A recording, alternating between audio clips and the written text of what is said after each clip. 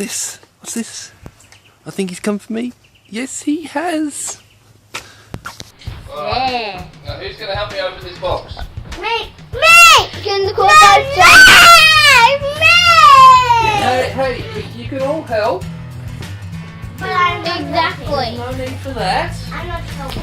You're not going to help? You're going to play with that still? Okay. Yeah, Fragile. Handle with care. yeah. Now let's see, where's the top? Go, Daddy! Open it. Okay, someone pull that open. Open it. Keep pulling it, Elise. Whoa!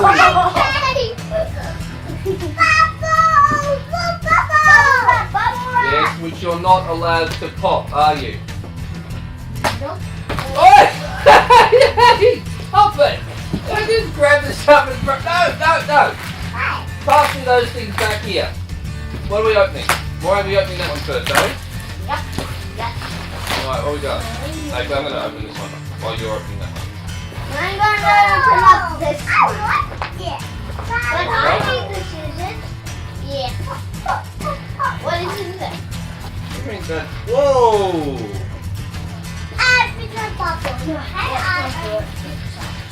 I opened it. Cool. Look at that. Ooh. And this? I think this one will be a big one. Yeah. Careful, you guys are both waving scissors around. Cool. I'm opening it. Careful! It is time to pass. Ooh la la! Liking. There's a different type of axe. I think some scissors. Oh, look at this one. Dad, can I please use one of your axes?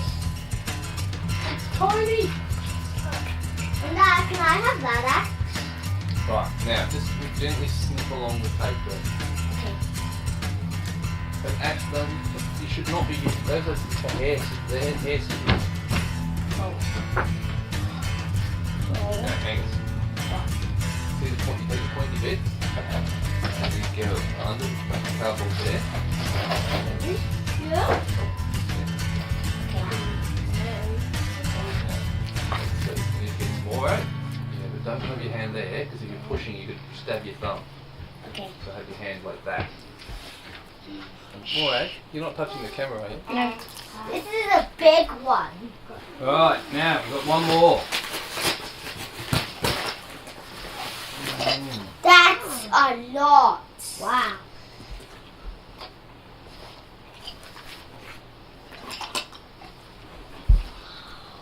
Oh, look at this little one. I think this one can be Annalise's. Yeah. This one is so little, I think it can be Annalise's. Nothing. Dad, here. Nope. Yeah. Now this is a double mortise chisel. What? It's a funny name. We'll call it the tail. What are you doing, Moe? Well, the finished pressing board makes a great background for these tools. So now that I don't have the kids around and I can talk a bit more freely with it, background noise. This is a Japanese what they call a Japanese hatchet. Although I think a bit is lost in the translation. So I would call this a bill, like a bill hook in English, or in French I think it's a serp or a Gersel or a hack in German. Wanted one of these for a while. I'm not sure I'll keep this one. It looks a bit too modern for my collection, but it's still, it'll take a nice edge, that will, and it's got the sheath as well. Bunch of hatchets. I think I'm going to keep 2 of these. I think I'm going to keep this little fella and maybe this one. Yeah, the others all sell. The files, now these are awesome. Now these are really rare, these. Now, feather files you can get still. Like, they're hard to get, but you can get them. But these are exceptionally hard to get. Now, if you see, I'm not sure if the camera will pick it up. I might have to take a still. But this is a very, very fine graduated file. But on the other side, it's perfectly smooth. And the reason for that is when you are sharpening a Japanese saw, to get into those really fine teeth, you need a really, really fine file. And the back of the file must be smooth, so you're not destroying the adjacent tooth. Now this is a disposable blade. These are point hardened tips, so once these get blunt or they snap or whatever, you just throw it away.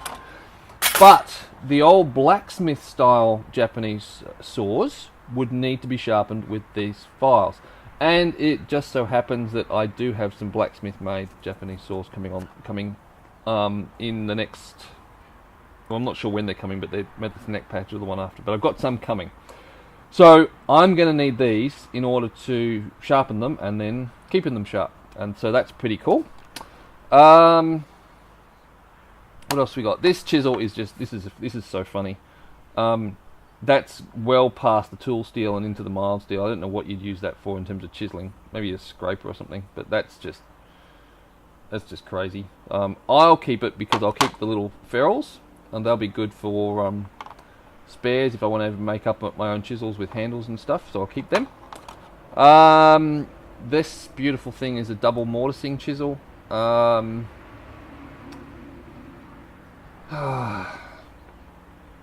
know, that getting a single mortise and tenon in the right place is a bit tricky. It's doable, but it's a bit tricky. But getting two of them to line up perfectly,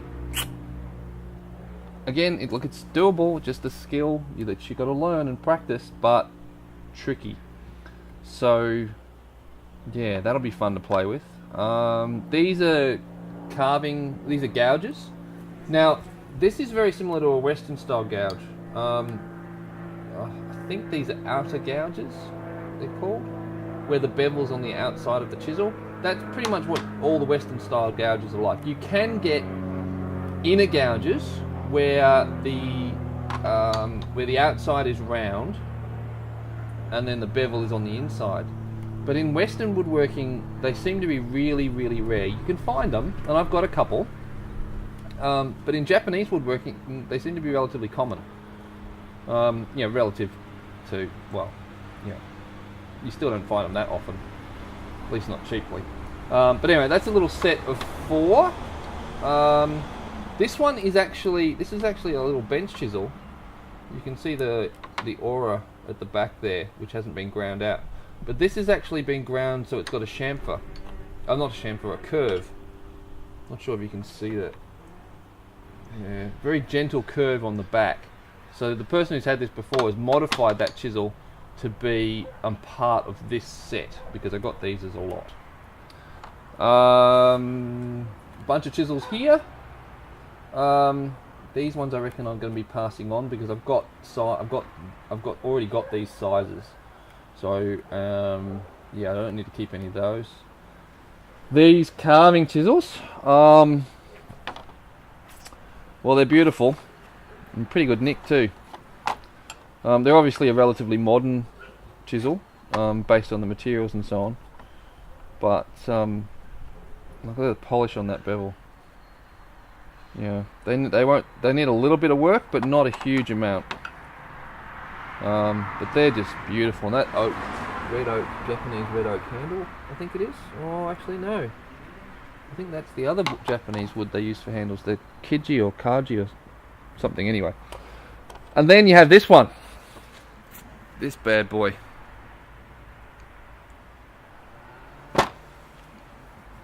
Now that is a beautiful, beautiful chisel. Now, if that was an English chisel, you'd call that a slick. I think the Japanese call them temple building chisels, but that is just gorgeous. So anyway, what I've decided to do to try and look, sort of move things along and grow things a little better, especially the Patreon support, and to try and find ways that I can reward my Patreon sponsors, is that I've decided that I'm going to basically give you guys first dibs. And so the way I think I'm going to do it is the stuff that's for sale I'm going to take photos on. So what I'm going to be doing is bringing in a bunch of these tools. Relatively soon I'm going to start bringing tools in again from Europe, mostly France and Germany, but probably a bit from the UK. And what I want to do as a reward to my Patreon supporters here in Australia, although I guess it could work overseas, it's just a bit trickier with the postage, is I want to offer you guys first dibs on anything that I'm selling. So the way I think that'll work is I'll do the video of the unboxing. You'll see what's coming out of the box.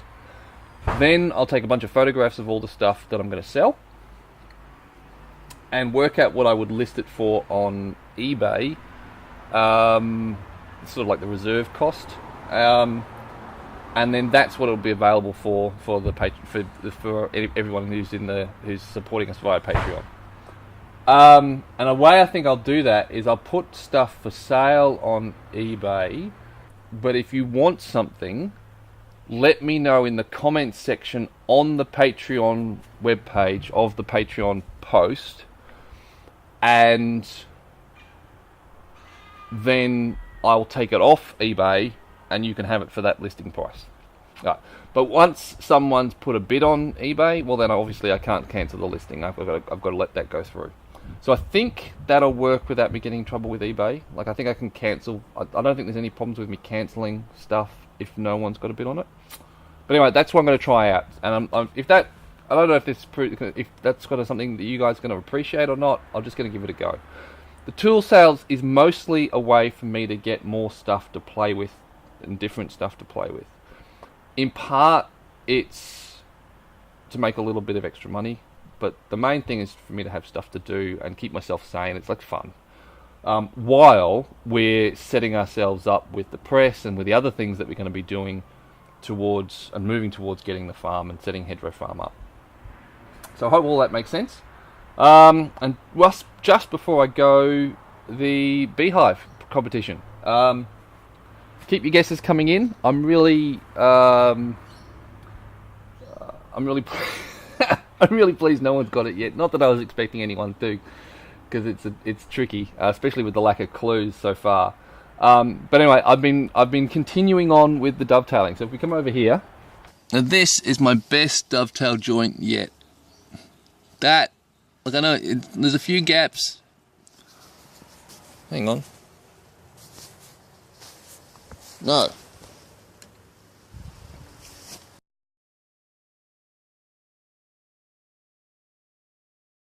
So coming over to the workbench, I've got another dovetail joint I've been working on, and this is the one from the last video, the one on the bottom here.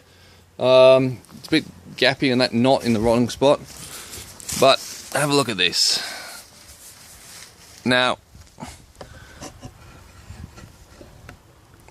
it's not perfect by any means. There's still a lot of work, a lot of improvement I need to make to improve on that, but that is the best joint I've done yet.